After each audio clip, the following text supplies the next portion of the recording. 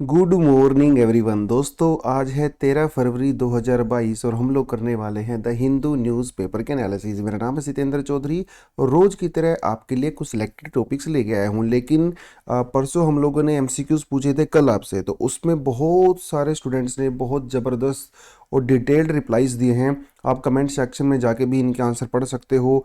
बहुत ज़्यादा इन्फॉर्मेशन आपको वहाँ से मिलने वाली है। तो हमारे जो रेगुलर व्यूअर्स हैं कुछ तो वही हैं, कुछ हमारे स्टूडेंट आज कुछ नए जुड़े हैं, मुझे ऐसा लग रहा है।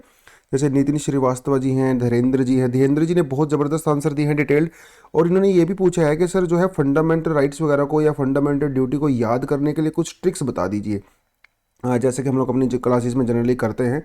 तो मैं आने वाली कुछ क्लासेस में जैसे ही ये कोई टॉपिक आएगा ना दोबारा से फंडामेंटल राइट का या फंडामेंटल ड्यूटीज़ का, डेफिनेटली आपके को याद करने के लिए कुछ ना कुछ ट्रिक्स मैं ज़रूर लेके आऊँगा। ये बात मैंने नोट डाउन कर ली है। तो धीरेन्द्र जी और बाकी जितने स्टूडेंट हैं जो ये चीज़ चाहते हैं वो डेफिनेटली फ्यूचर में आपको मिलेगा।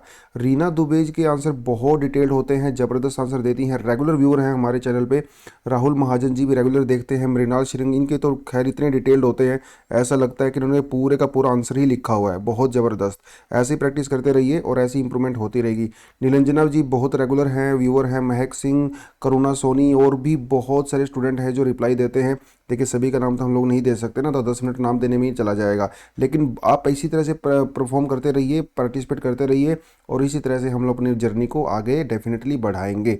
एक बार देख लेते हैं आज हम लोग कौन कौन से टॉपिक करने वाले हैं। तो पहला टॉपिक दोबारा से यूनिफॉर्म सिविल कोड दोबारा से न्यूज़ में आ गया है, क्योंकि उत्तराखंड के सीएम ने कुछ बयान दिया है। उस बयान को लेके एकदम पूरा हलचल हो गया है कि भैया यूनिफॉर्म सिविल कोड क्या कोई स्टेट अपनी स्टेट में अलग से ला सकता है, या फिर यूनिफॉर्म सिविल कोड को लाने की पावर सिर्फ पार्लियामेंट के पास होती है। आज के आर्टिकल में आपको यही बताऊंगा मैं कि यूनिफॉर्म सिविल कोड होता क्या है, इसमें पार्लियामेंट का क्या रोल होता है, स्टेट का क्या रोल होता है और किस तरह से इसको इम्प्लीमेंट किया जा सकता है। तो ये थोड़ा आपको मैं बताऊंगा, कॉन्स्टिट्यूशनल प्रोविजंस वगैरह वो सब। उसके अलावा एक छोटी सी न्यूज़ आती है, वो आती है सीबीआई से। हालांकि न्यूज़ तो कुछ और है। एक बहुत बड़ी शिपिंग कंपनी है गुजरात में जिसने आज तक का अभी तक का सबसे बड़ा बैंक फ्रॉड किया है। Bank fraud. तो उसकी जांच कौन करेगा? अभी सीबीआई करेगा, क्योंकि सीबीआई ने एफआईआर एक्चुअली दर्ज कर ली है। तो इसी चक्कर में हम लोग थोड़ा सा सीबीआई के बारे में आज इस आर्टिकल से जानेंगे। उसके अलावा अर्बन प्लानिंग को लेकर एक थिंक टैंक है हमारे पास, उसने बहुत बातें बोली हैं। तो देखिए बजट अभी हम लोगों ने पेश किया ना, तो इस बार के बजट में दो चीज़ों पे बहुत ज़्यादा फोकस किया गया है। पहला फोकस किया गया है वो दोस्तों, वो किया गया है कैपिटल एक्सपेंडिचर के ऊपर, और दूसरा जो फोकस किया गया है वो किया है गया अर्बन प्लानिंग के ऊपर। तो इसी को लेके जो है एक छोटा सा आर्टिकल है, इसको थोड़ा सा देखेंगे। असेंशियल रिलीजियस प्रैक्टिस देखिए कि क्योंकि जिस तरह से कर्नाटका में हिजाब को लेके, स्कूल में यूनिफॉर्म को लेके कंट्रोवर्सी चल रही है, तो उसी के रिगार्डिंग आज का ये एक एडिटोरियल सेक्शन है, essential religion practice. mRNA vaccine देखिए, क्योंकि देखिए आज है संडे और संडे को हमारे पास जो है साइंस पोर्शन आता है न्यूज़पेपर में। मोस्टली आर्टिकल तो यहाँ पे मुझे बकवास ही लगे, लेकिन ये मुझे थोड़ा ठीक ठाक लगा mRNA वैक्सीन। वैसे भी 2 दिन पहले आपको मैं टाइप्स ऑफ वैक्सीन करवा चुका हूँ अलग से, है ना। उसमें मैंने आपको 6 तरह की वैक्सीन बताई थी, जिसमें mRNA वैक्सीन भी एक थी। उसी को लेके थोड़ा सा उसी डिस्कशन को और आगे बढ़ाएंगे आज हम लोग mRNA वैक्सीन को, इस सेक्शन को लेके। फिर साइबर थ्रेट, ये तो कल वाला, इसको तो आप काट ही देना। एमसीक्यूज थोड़ा सा हम लोग देख लेंगे जो कि हम लोगों ने पहले किए थे। चलिए शुरुआत करते हैं। तो दोस्तों आज के दिन क्या खास हुआ था? देखिए आज के दिन ना छोटी छोटी 2-3 चीज़ें खास हुई थी। एक तो आज जो है सरोजनी नायडू जी का जो है वो बर्थडे है, तो जन्मदिन है इनका। सरोजनी नायडू जी को जो है एक खास नाम से जाना जाता है ना। वो नाम क्या है खास, वो आप कमेंट सेक्शन में बताओगे तो मज़ा आएगा। स्कूल में सभी ने पढ़ा होगा, है ना। बहुत खास है। और महिला लीडर रही हैं कांग्रेस की बहुत बड़ी, और बाद में गवर्नर भी रही हैं। हाँ, ये भी बताइए मुझे कि कौन से स्टेट की गवर्नर रही हैं ये? गवर्नर रही है ना, तो पहली महिला गवर्नर थी ये इंडिया में आफ्टर इंडिपेंडेंस। तो आप मुझे कमेंट सेक्शन में बताओगे। और मेरे ख्याल से आज रेडियो डे भी है। ये कोई खास इंपॉर्टेंट नहीं है, हाँ, लेकिन जो ज़्यादा इंपॉर्टेंट चीज़ वो ये है कि आज के दिन यानी कि 13 फरवरी 1931 को दिल्ली को जो है ऑफिशियली इनोग्रेट किया गया था एज इंडियाज़ कैपिटल। देखिए अनाउंसमेंट तो 1911 में ही हो गई थी, जब दिल्ली दरबार लगा था कि भैया हम लोग कलकत्ता से शिफ्ट होंगे। तो उसके बाद कंस्ट्रक्शन स्टार्ट हुआ है ना। वो कंस्ट्रक्शन किसने किया? दो बहुत बड़े आर्किटेक्ट थे। एक का नाम था सर हर्बर्ट बेकर और दूसरे का नाम था सर एडविन लुटियंस। आज भी जब आप दिल्ली में जाते हो, नई दिल्ली में जो सीपी वाला एरिया है और इंडिया गेट वाला रीजन है, लुटियंस जोन, उसको आज भी लुटियन जोन्स कहा जाता है, इन्हीं के नाम पे उसको रखा गया है। तो इन्होंने कंस्ट्रक्शन उसके स्टार्ट की थी और फाइनली कंस्ट्रक्शन वगैरह जब तैयार हुई तो फर्स्ट वर्ल्ड वॉर से बेसिकली चीज़ें शुरू हुई थी कंस्ट्रक्शन होना। लेकिन फाइनली 1931 में प्रॉपर तरीके से इनोग्रेशन किया गया था। मतलब नारियल जो है ना, वो 1931 13 फरवरी को फोड़ा गया था। तो ये जो है थोड़ा सा आज के बारे में है। अब बढ़ते हैं आज के पहले आर्टिकल के बारे में। तो भैया उत्तराखंड के सीएम हैं मिस्टर पुष्कर सिंह धामी। इन्होंने कहा है इलेक्शन के बाद अगर इनकी सरकार पावर में आती है तो ये अपनी स्टेट के अंदर यूनिफॉर्म सिविल कोड को लेके आएंगे।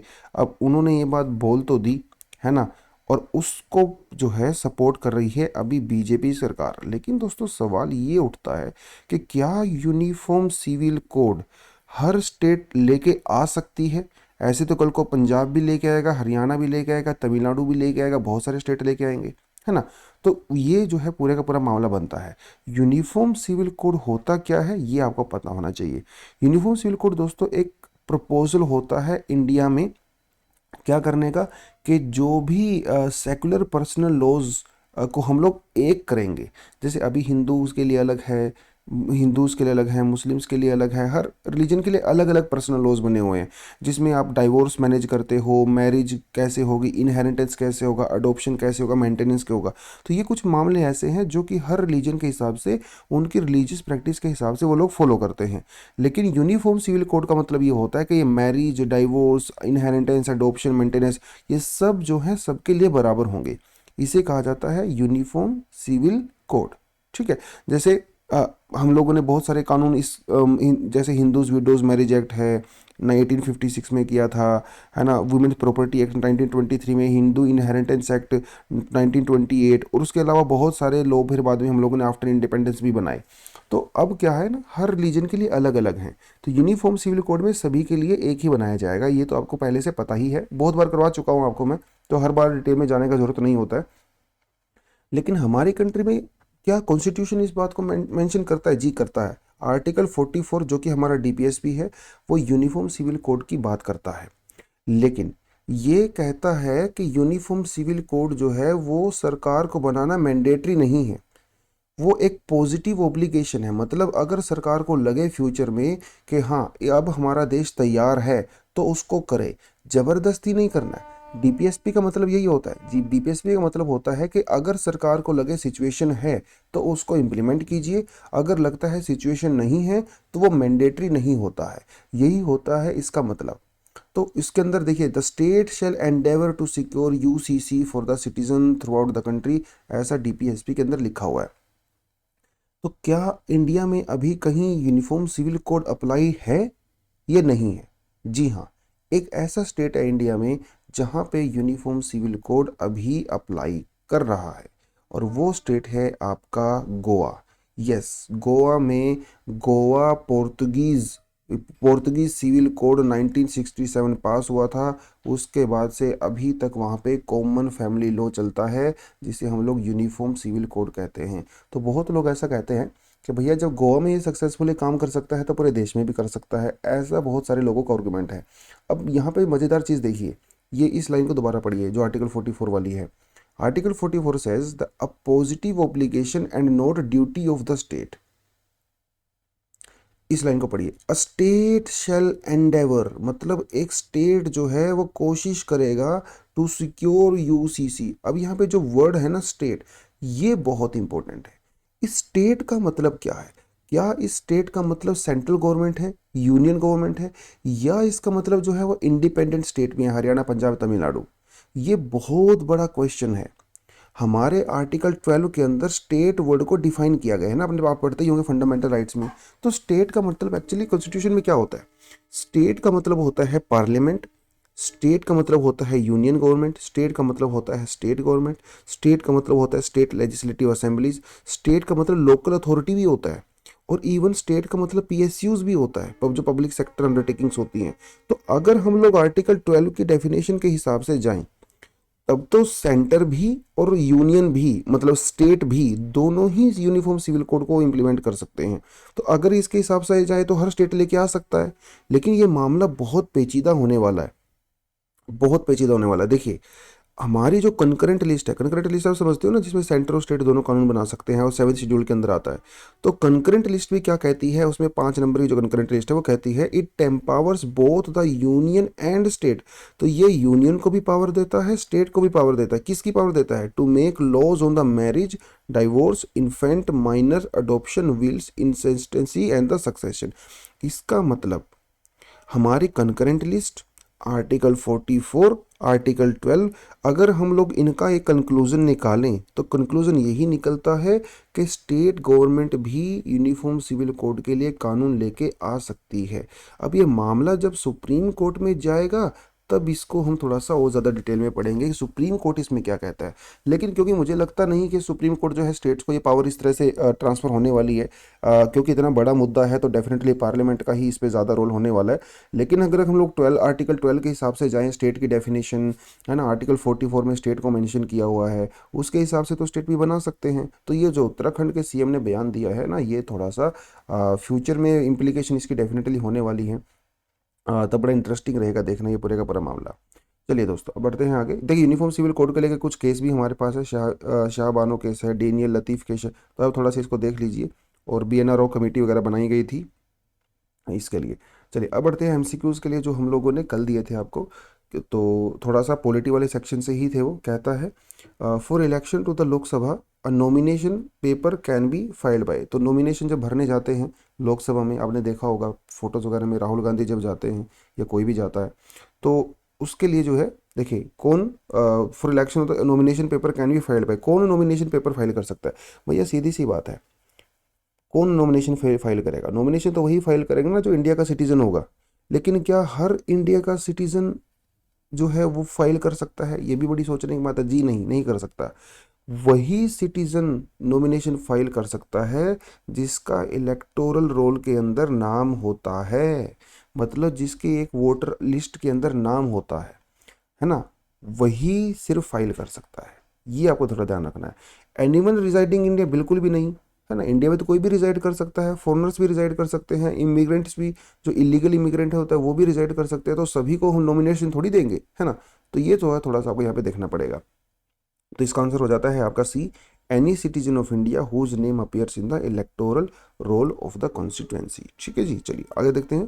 Consider the following statement, the election commission of India is a 5 member body. क्या ये स्टेटमेंट सही है? बिल्कुल भी नहीं है। ये 3 मेंबर कमेटी है जिसमें एक चीफ इलेक्शन कमिश्नर होते हैं और 2 कमिश्नर होते हैं। Union ministry of the home affairs decide the election schedule for the, बिल्कुल भी नहीं भैया, ये तो काम इलेक्शन कमीशन का है ना, तो यूनियन होम मिनिस्ट्री का क्या काम है इसमें? कोई काम नहीं है।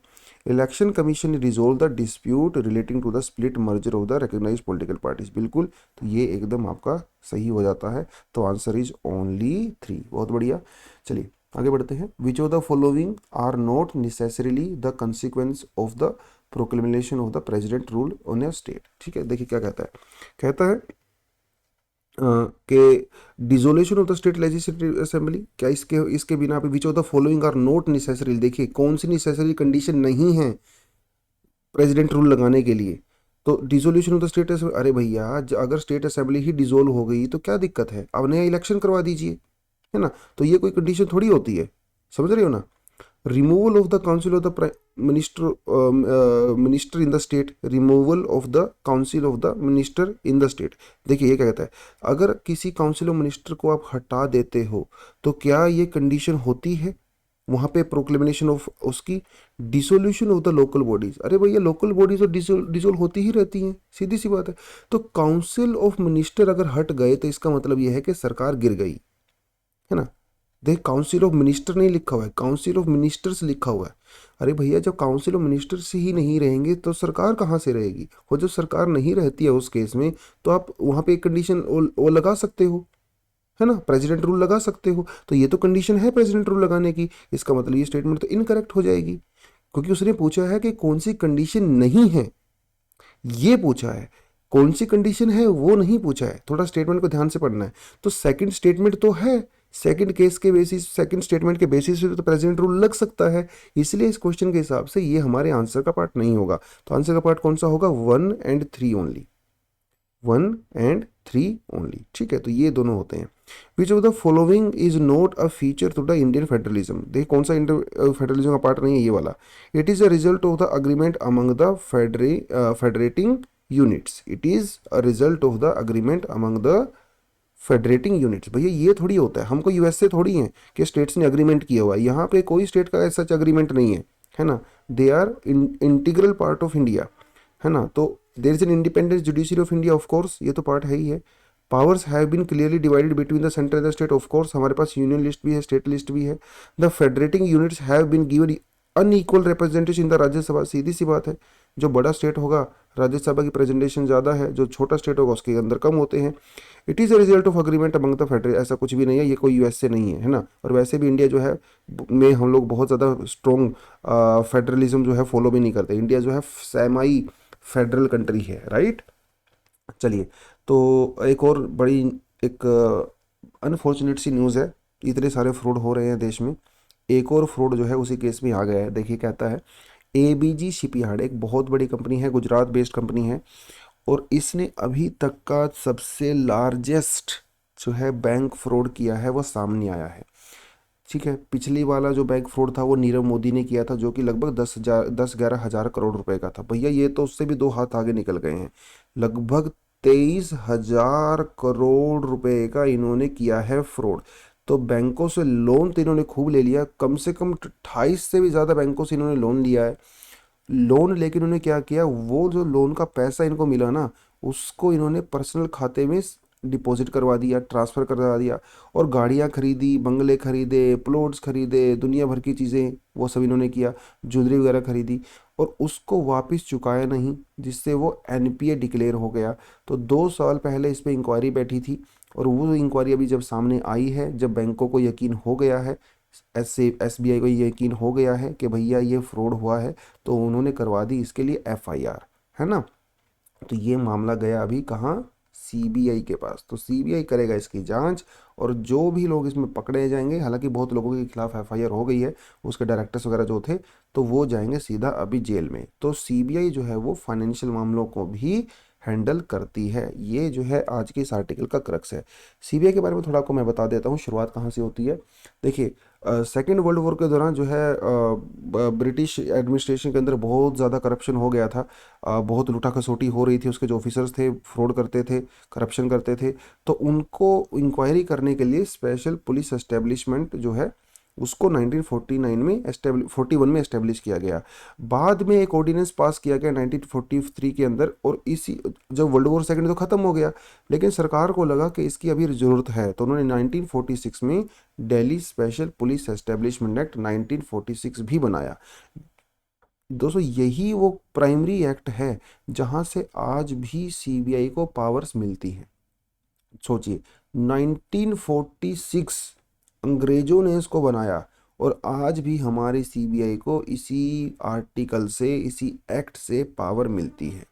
सीबीआई जो है हमारे कंट्री की मेन इन्वेस्टिगेशन एजेंसी है, जो कि किसके सुपरविजन में काम करती है, सीवीसी यानी कि सेंट्रल विजिलेंस कमीशन। ठीक है, और जो कि मामले देखता है प्रिवेंशन ऑफ करप्शन एक्ट के तहत, जितने भी मतलब बेसिकली मामले होते हैं सीबीआई वाले, वो सीवीसी के अंडर में रह के ही काम करता है। बहुत सारे डिफरेंट टाइप ऑफ केसेस को ये जो है इन्वेस्ट कर सकता है, जैसे कहीं पे इकोनॉमिक फ्रॉड होता है, या फिजिकल लॉस वगैरह के अंदर कुछ गड़बड़ होती है, ब्रीच ऑफ लॉ होता है ना, central excise duty, export import and बोल that, income tax, foreign exchange, और क्रिमिनल एक्ट जो होते हैं, बहुत सारे केसेस में ये कर सकता है। और जो इंटरपोल होता है, मतलब जिसे हम लोग इंटरनेशनल पुलिस कहते हैं, वहाँ पे इंडिया को रिप्रेजेंट भी करता है आपका सीबीआई। तो सीबीआई के बारे में अगर और ज़्यादा इन्फॉर्मेशन आपको जाननी है, तो इस लिंक के ऊपर आप क्लिक करना, जो डॉक्यूमेंट आपको मिलेगा, आप सीबीआई की वेबसाइट पे सीधा पहुंच जाओगे। वहाँ पे सीबीआई के बारे में हर छोटी से बड़ी इन्फॉर्मेशन आपको मिल जाएगी, वो जाके आप पढ़ सकते हो अगर आपको एक्स्ट्रा इन्फॉर्मेशन की रिक्वायरमेंट है तो। ठीक है, वैसे भी जीएस पेपर 3 के अंदर आपको इंडिया की जितनी भी इन्वेस्टिगेशन एजेंसीज हैं उनके बारे में पढ़ना ही रहता है, तो हमारे सिलेबस का पार्ट तो है। ठीक है, चलिए, national institute of urban affairs NIUA, देखिए ये एक थिंक टैंक है दोस्तों, जो कि कंट्री में प्लानिंग को लेके ना वो सब चीज़ें डिस्कस करता है और प्रपोजल वगैरह भी देता है। तो ये थिंक टैंक है, तो इसके थिंक टैंक के को बहुत बड़े ऑफिसर हैं, उनका इंटरव्यू है ये। बेसिकली उनका क्या कहना है बजट के बारे में, उसके बारे में बताया गया है।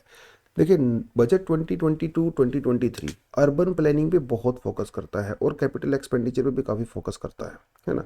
तो यहाँ पे हमारा मेन सेंटर ऑफ डिस्कशन रहेगा, दैट इज़ अर्बन प्लानिंग। देखिए, 2050 तक सरकारी आंकड़े ये कहते हैं कि 2050 तक इंडिया की 50% पॉपुलेशन वो अर्बन एरियाज़ में रहने वाली है।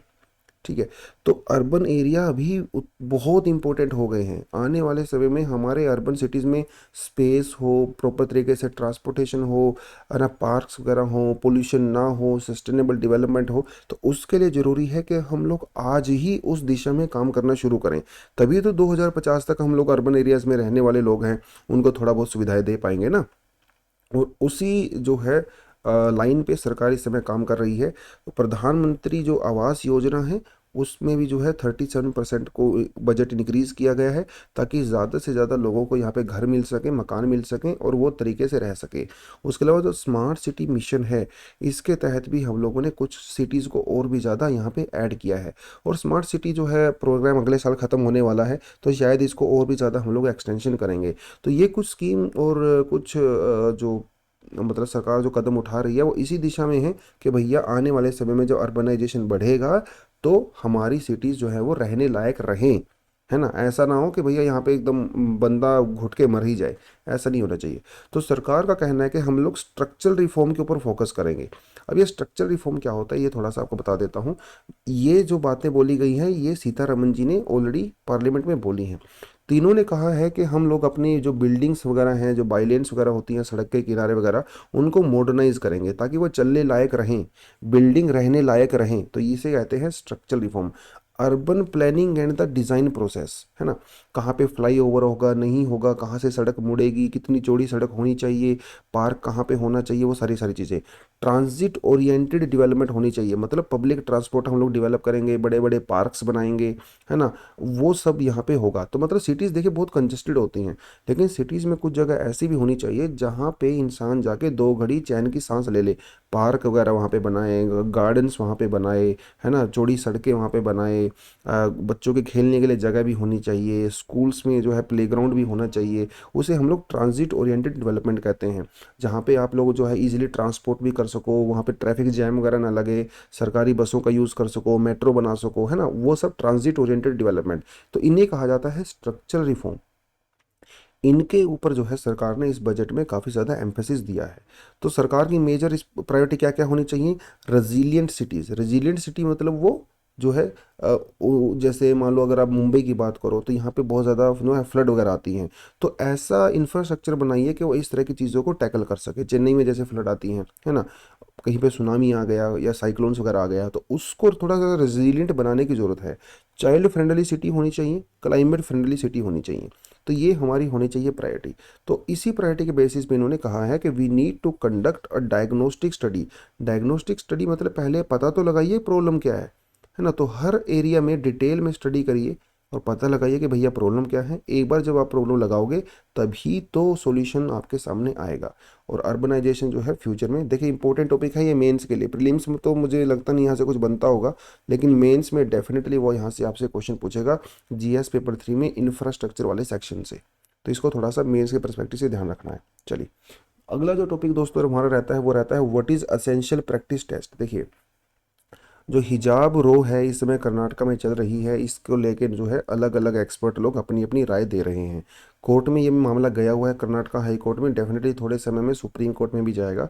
और सुप्रीम कोर्ट जो है इसमें बहुत बड़ा फैसला लेगा डेफिनेटली, जो आने वाले समय में पूरी जो है इस प्रैक्टिस को जो है पूरी तरह से इम्पैक्ट कर सकता है। लेकिन इस आर्टिकल में कुछ सवाल पूछे गए हैं बेसिक से।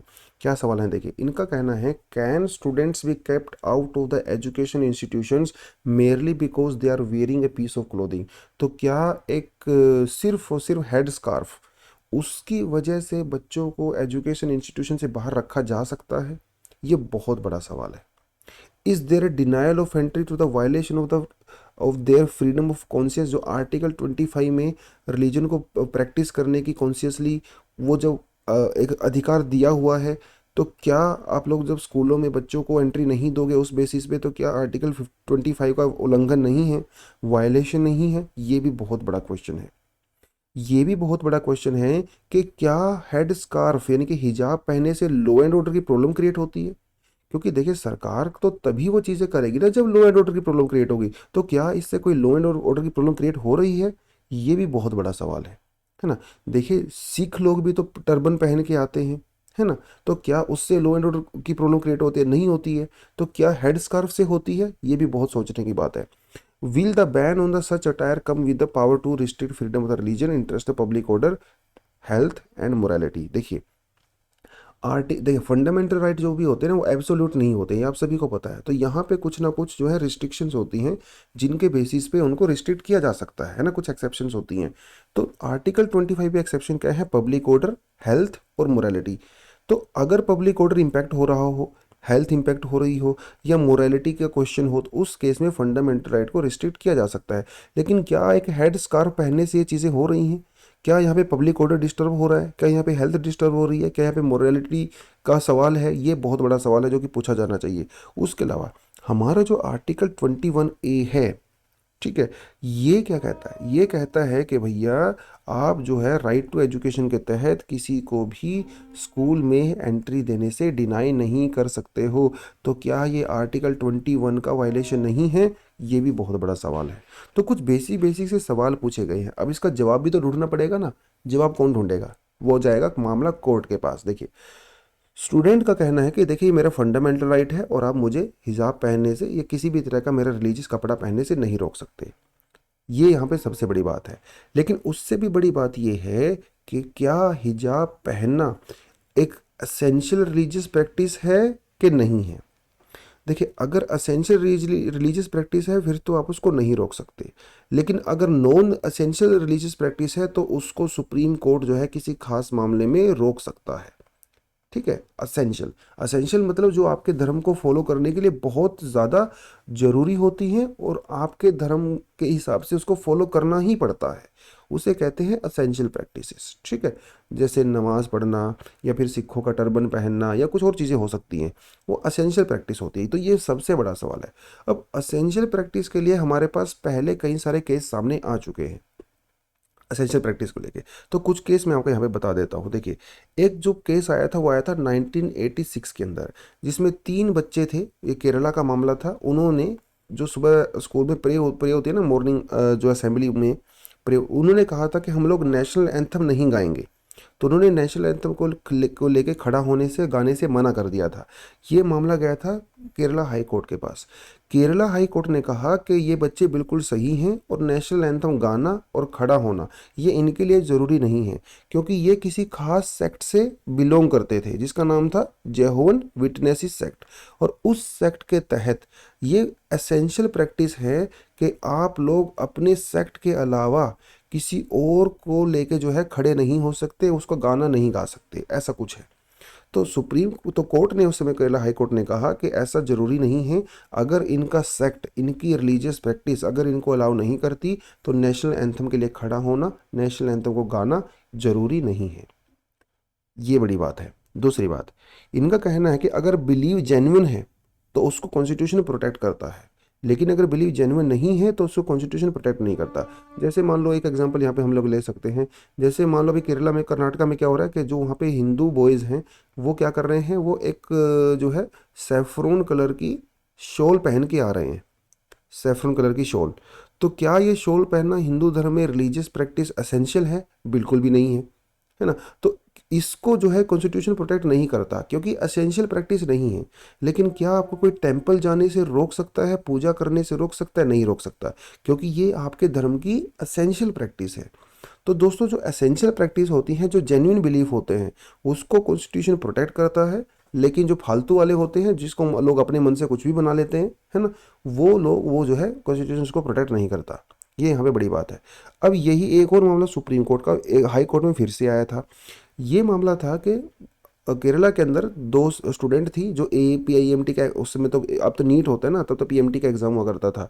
तो इन्हों को जो है हिजाब पहन के एग्ज़ाम देने से रोक दिया गया था, लेकिन सुप्रीम कोर्ट ने, हाई कोर्ट ने कहा कि नहीं नहीं, आप इनको नहीं रोक सकते because it is their essential practice. वहीं दूसरे केस में पुराना केस है, उस समय किसी स्कूल ने लड़कियों को हिजाब पहनने के लिए आने से मना कर दिया था। उस समय हाई कोर्ट ने कहा था कि हाँ आप इनको अगर स्कूल में नहीं अलाउ करते तो कोई बात नहीं। तो हाई कोर्ट जो है कभी कुछ बोलता है कभी कुछ बोलता है। तो एक खास केस को लेके को है, कोई एक जनरलाइज यहाँ पे डिसीजन नहीं है, हर खास केस के लिए वो चीज़ें की जाती हैं। एक और केस आपको बताता हूँ बड़ा इंटरेस्टिंग, जो है, जो वेरी वेल के जो कुछ महिलाएं होती हैं जो पर्दा को फॉलो करती हैं, इस्लाम में भी हिंदुइज्म में भी पर्दा को फॉलो करती हैं, लेकिन ये मामला जो है ये था कि जो महिलाएं पर्दे को फॉलो करती हैं वो 24 घंटे पर्दे में रहती हैं, तो क्या वोटर आईडी के ऊपर उनकी फ़ोटोग्राफ होगी कि नहीं होगी। क्योंकि उन्होंने कहा कि देखिए सर, हम लोग पर्दा फॉलो करते हैं तो हम लोग फ़ोटो नहीं खिंचवाएंगे, क्योंकि फोटोग्राफ तो हमारा फिर वोटर आईडी के ऊपर आएगा।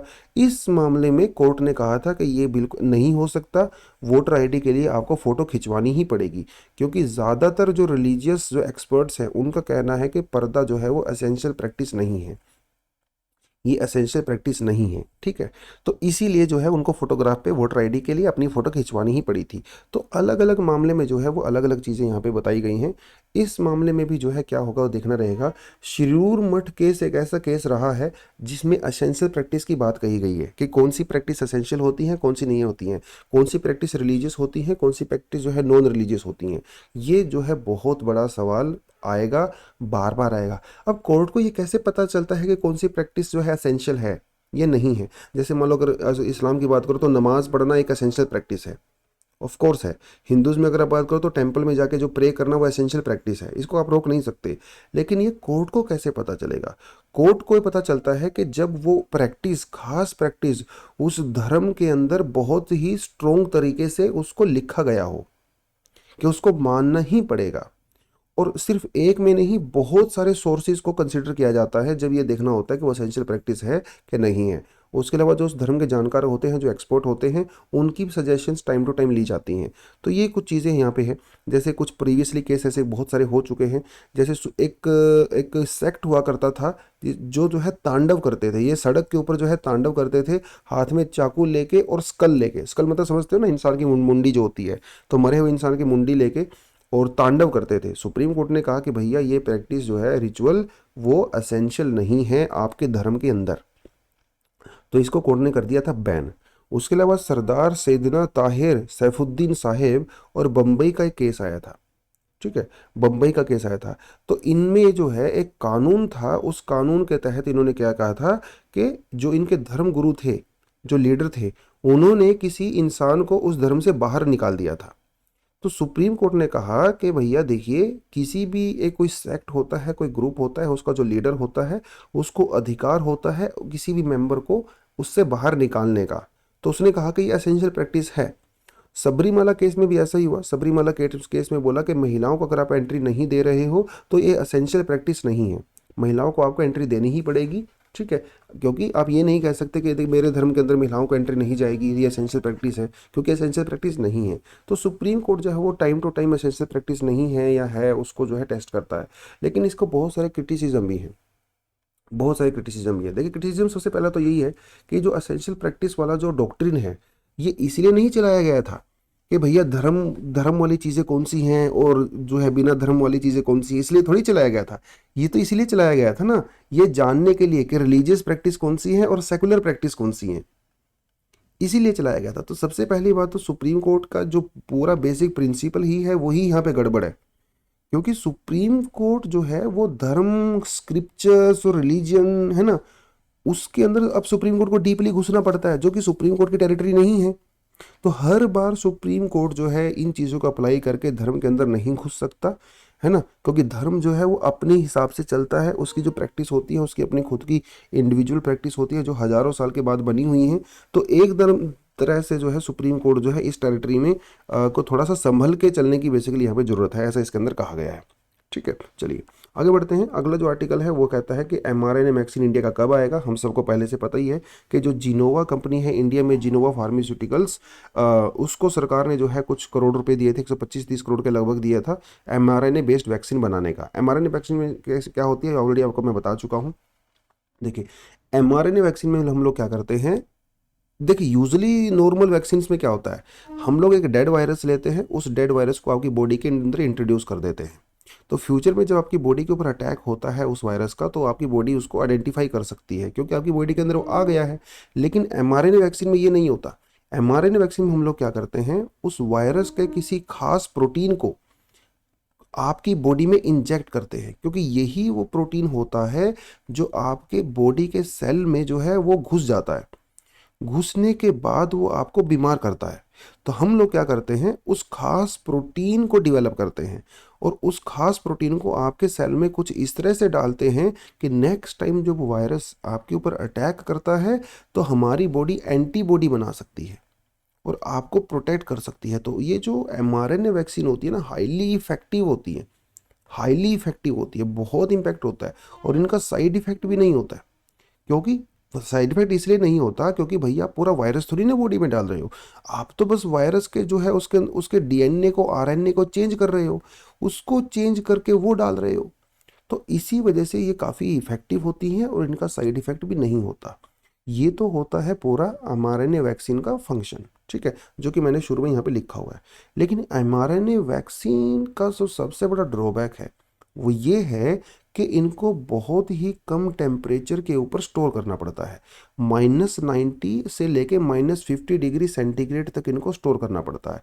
तो इतने ज़्यादा मतलब ये जो स्टोरेज कैपेसिटी है वो इंडिया में है नहीं, जिसकी वजह से अभी तक इंडिया में mRNA वैक्सीन हम लोग नहीं लेके आ पाए और ना ही हम लोग डेवलप कर पाए। क्योंकि इतनी ज़्यादा रेफ्रिजरेशन का मतलब ये है कि दवाइयाँ बहुत महंगी हो जाएंगी और इतनी महंगी दवाई ना तो सरकार अफोर्ड कर पाएगी ना ही हम अफोर्ड कर पाएंगे। ये जो है थोड़ा सा यहाँ पे मामला बनता है। लेकिन जो जिनोवा कंपनी mRNA वैक्सीन बना रही है वो कैसे अलग है इनसे, सबसे बड़ी बात तो ये कि इसको 2 डिग्री से लेकर 8 डिग्री पे भी स्टोर किया जा सकता है। देखिए रूम टेम्परेचर पे नहीं, लेकिन कम से कम आपको भैया 19 डिग्री सेंटीग्रेड माइनस इतना तो मेंटेन नहीं करना पड़ेगा। दूसरी बात यह है कि हालांकि जेनोवा जो mRNA वैक्सीन है, ज़्यादातर जो इसका सामान है वो हम लोग इंपोर्ट कर रहे हैं, उसके बावजूद भी ये कहा जा रहा है कि ये जो जिनोवा वैक्सीन है वो दूसरी वैक्सीन से सस्ती होगी। हालांकि कोविशील्ड से और कोवैक्सीन से तो महंगी होगी, लेकिन जो दूसरी जैसे मॉडर्ना वगैरह है, जॉनसन एंड जॉनसन है, उनसे काफ़ी सस्ती होने वाली है। और अभी इसका जो है वो सेकंड और थर्ड ट्रायल चल रहा है, पॉजिटिव रिस्पांस आ रहा है और हो सकता है जल्दी ही इंडिया भी एक अपनी खुद की mRNA वैक्सीन लॉन्च कर ले। तो ये तो पूरा थोड़ा सा mRNA वैक्सीन का होता है। ज़्यादा डिटेल में अगर आपको पढ़ना है तो पूरा डॉक्यूमेंट आपको मिल ही जाएगा। डॉक्यूमेंट को डाउनलोड कहाँ से करना है, डिस्क्रिप्शन में आपको डॉक्यूमेंट को डाउनलोड करने का लिंक भी मिल जाएगा। तो दोस्तों आज के लिए आर्टिकल इतने ही हैं, लेकिन जो हमारे नए स्टूडेंट हैं, पहली बार आए हैं, उनका बताता चलो कि हम लोगों ने 2022 के लिए टेस्ट सीरीज़ लॉन्च की है। अगर आप उसको भी ज्वाइन करना चाहते हो तो डिस्क्रिप्शन में आपको उसका बढ़िया लिंक मिल जाएगा, क्लिक करिए, डाउनलोड वहाँ से जाइए, ज्वाइन करिए, क्लास में हम लोग मिलते हैं। क्योंकि 32 टेस्ट हम लोगों ने रखे हैं, इन डेप्थ आपकी हम लोग कवरेज करवाएंगे।